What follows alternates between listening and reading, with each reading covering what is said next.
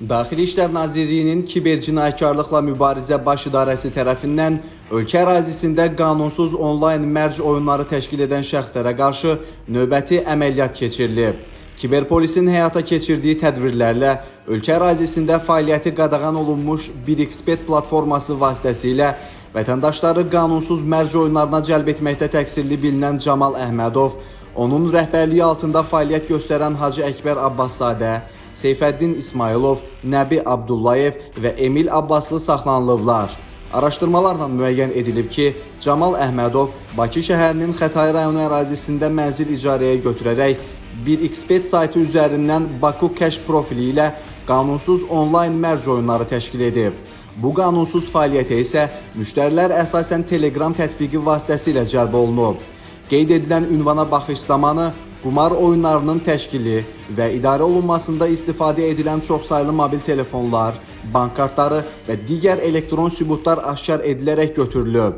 İlkin araşdırmalarla dəstə üzvlərinin qanunsuz dövriyyəsinin 1 milyon manatdan artıq olduğu müəyyən edilib. Faktla bağlı Baş İdarədə Cinayət Məcəlləsinin müvafiq maddələri ilə cinayət işi başlanılıb.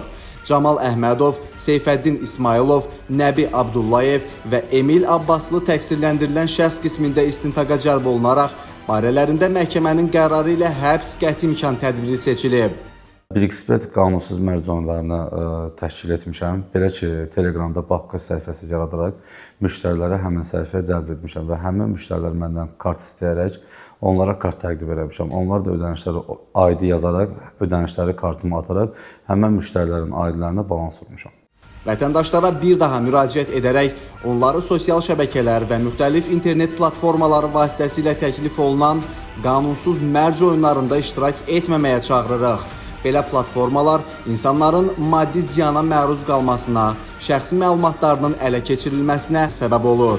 Bu baxımdan vətəndaşlara 1xBet və digər oxşar qanunsuz onlayn mərc saytlarından uzaq durmağı, belə hallarla qarşılaşdıqda isə dərhal polis orqanlarına məlumat verməyi tövsiyə edirik.